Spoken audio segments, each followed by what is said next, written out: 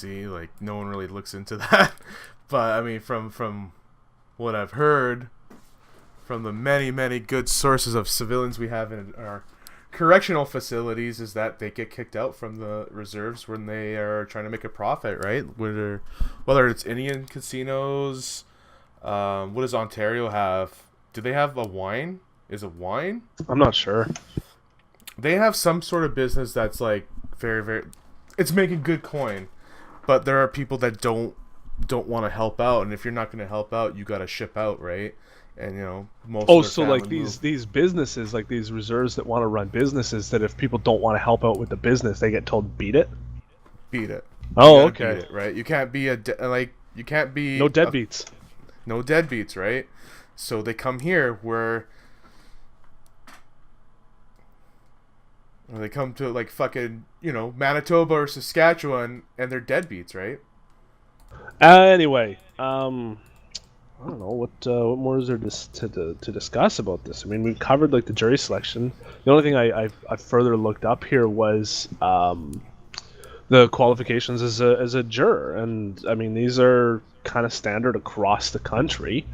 So the people that aren't allowed to be on a jury is members of parliament, members of the legislature, judges, magistrates, or justices of the peace/police officers, or employees of either the federal or provincial departments of justice/solicitor general, lawyers, court officials, sheriff officers, wardens and correctional officers, or persons employed by a prison or correctional facility, probation officers, medical examiners under the Fatalities Inquiries Act, persons that's too much. convicted of an indictable offense unless pardoned, so an indictable meaning a serious offense, persons convicted within the last 5 years of an offense for which the punishment would be a fine of $5,000 or more, or imprisonment for 1 year or more unless pardoned, persons charged within the last 2 years with an offense for which the punishment would be a fine of $5,000 or more, or imprisonment Okay, for 1 stop. year or more. Stop. That's way too many. Okay, that's enough, right? And persons who are affected with a mental or physical infirmity incompatible with the discharge of the duties of a juror. There,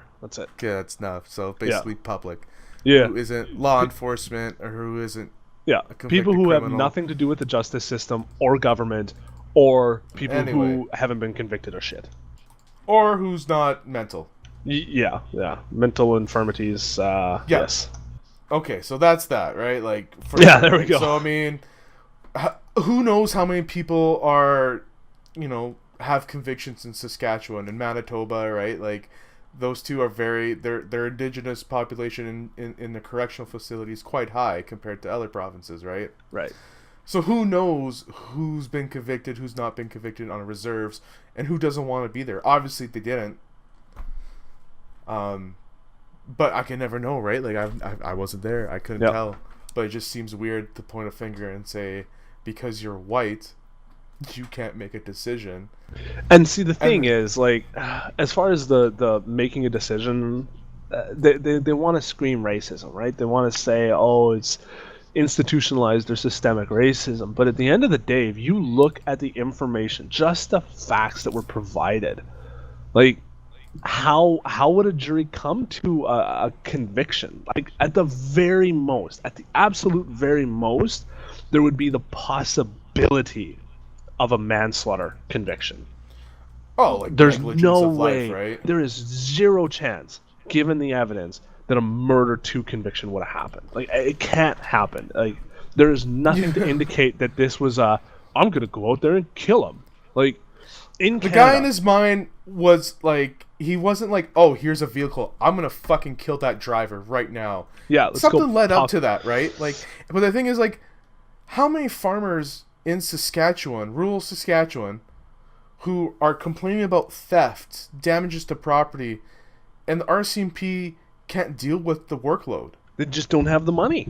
They don't have the money. They don't for the have the staffing. officers for that. And like, yeah, you're gonna take matters in your own hand. You're gonna have a gun.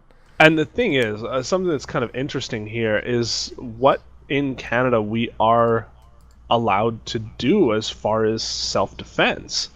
A lot of people think that in Canada you don't have a lot of rights to self-defense. Now, inside your home, like if somebody is trying to break into your house, where you sleep, or has already broken in, you are allowed to use whatever force you deem necessary to remove or prevent that person from being in your home. So that's pretty extreme. Like, if a person is breaking in, popping off shots directly at them is justified. Now there's going to be a few factors to that. Like, if somebody's just drunk and has shown up to your house and they have the wrong house and they're just can't seem to figure out why their key won't open the door, that's different. You can't just shoot through the door at the dude. No. But if a person is trying to break a window to get in, or has broken a window and has gotten in, it's dark, you don't know if they have a knife or a gun or whatever, so yeah, you're justified in using an extreme level of force.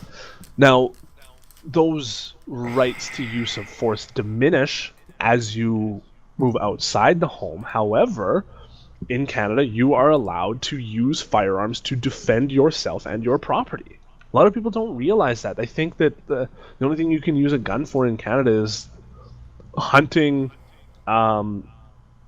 dealing with pest animals like raccoons and coyotes that are harassing your livestock, or defending yourself from like a bear attack when you're out hiking or something like that. The truth of the matter is that if you're on your property, you're allowed to do exactly what Gerald Stanley did, which was to fire off rounds in the air. There is nothing saying that you cannot do that. Now, the RCMP is going to show up and you're going to get charged. Like, say, for example, this hadn't culminated in the death of an individual, but was just merely he comes out, fires off some rounds into the air, and everybody scatters, and that's the end of it. The RCMP show up. Well, the RCMP are likely going to charge you with probably improper storage because, well, how did you get your gun so quickly? They're probably going to charge you with unsafe use of a firearm, and if they can prove that you actually pointed the gun at a person, they can charge you with another charge. It's point firearm.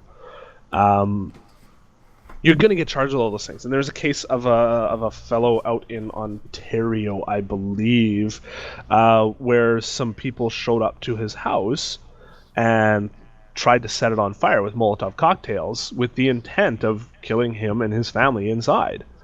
And so he went to his gun safe, retrieved his gun, which was properly stored, loaded it with ammunition, which had been properly stored, attended to the front of his house, and fired off some rounds either over their head or into the dirt. I can't recall exactly where it was, but warning shots. And the cowards that they were, they scattered and ran. He put out the fire, so he got his garden hose and put out his fire and secured his firearms and phoned the RCMP.